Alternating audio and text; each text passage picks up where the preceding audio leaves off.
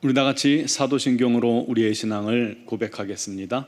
나는 전능하신 아버지 하나님 천지의 창조주를 믿습니다. 나는 그의 유일하신 아들 우리 주 예수 그리스도를 믿습니다.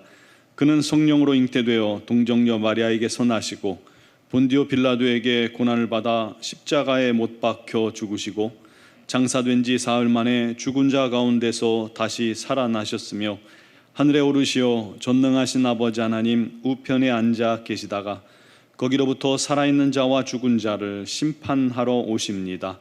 나는 성령을 믿으며 거룩한 공교회와 성도의 교제와 죄를 용서받는 것과 몸의 부활과 영생을 믿습니다. 아멘. 찬송가 435장 찬양 드리겠습니다.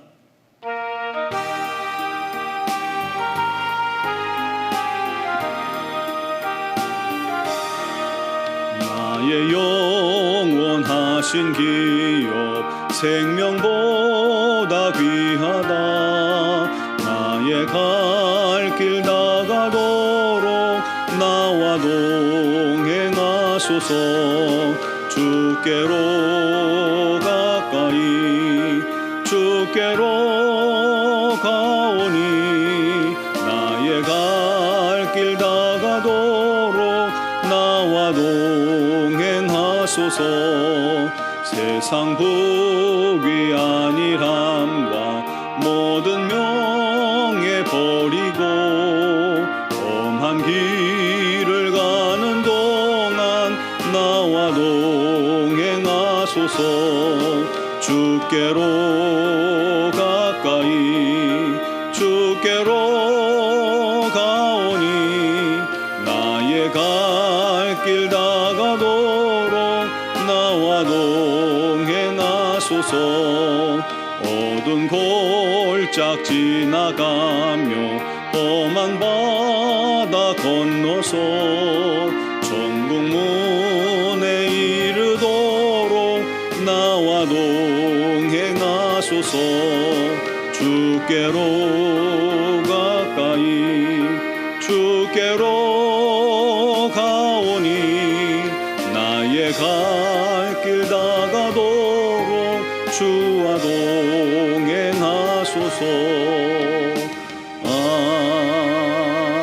아멘. 아멘. 오늘 우리에게 주신 하나님 말씀은 미가 6장 6절에서 8절 말씀입니다. 미가서 6장 6절에서 8절까지를 제가 봉독하겠습니다. 내가 무엇을 가지고 여호와 앞에 나아가며 높으신 하나님께 경배할까? 내가 번제물로 일련된 송아지를 가지고 그 앞에 나아갈까? 여호와께서 천천의 수양이나 만만의 강물 같은 기름을 기뻐하실까? 내 허물을 위하여 내 맏아들을 내 영혼의 죄로 말미암아 내 몸의 열매를 드릴까? 사람아, 주께서 선한 것이 무엇임을 내게 보이셨나니 여호와께서 내게 구하시는 것은 오직 정의를 행하며 인자를 사랑하며 겸손하게 내 하나님과 함께 행하는 것이 아니냐. 아멘. 한 선교사님의 선교를 통해서 한 인디안 추장이 예수를 믿게 되었습니다.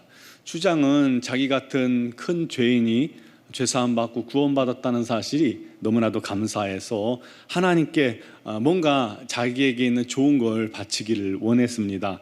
그래서 최고의 사슴 가죽으로 만든 신도 바치고 또 백마, 자기가 타던 백마도 바치고 추장의 상징인 머리 장식도 바치는 등 아낌없이 이것저것들을 다 바쳤습니다.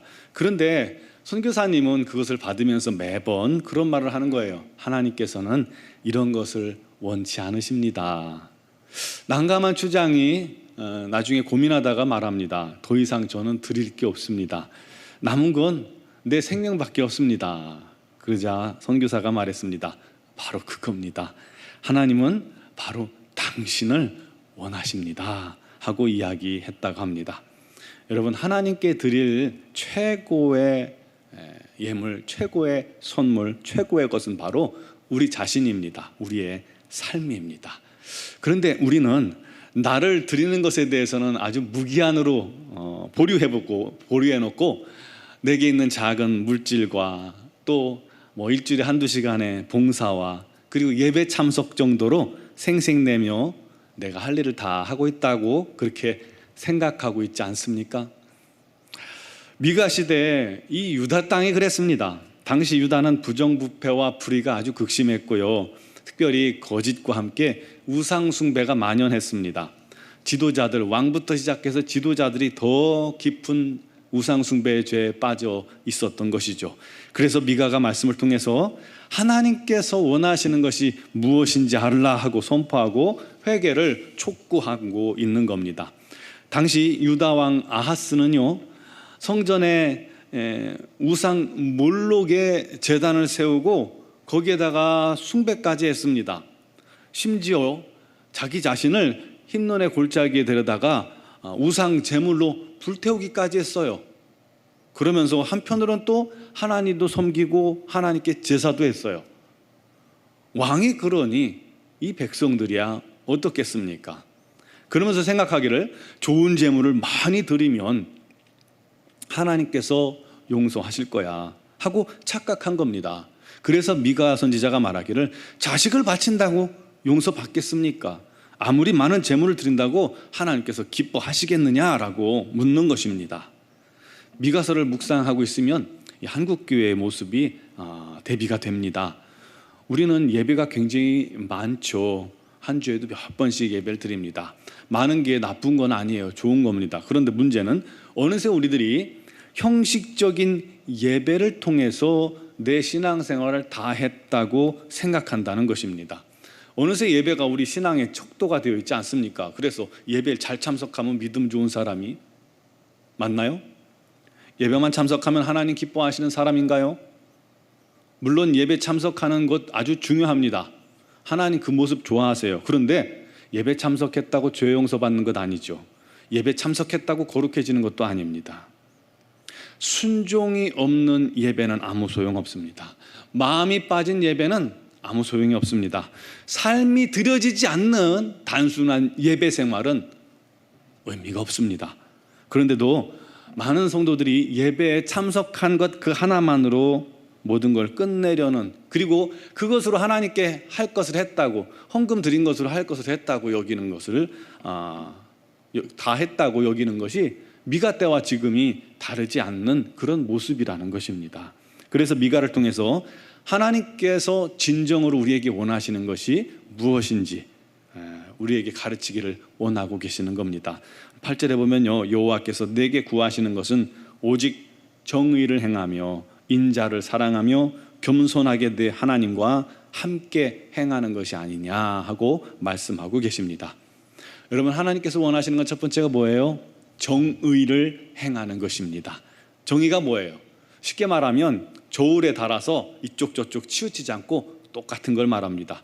다림줄이죠. 공사장에서 다림줄을 탁 띄워가지고 정확하게 일치하게 쌓아가는 것을 말합니다. 다림줄에서 이리저리 가지 않고 똑바르게, 즉 공평하고 정직하고 정확한 것을 정의라고 말할 수 있습니다.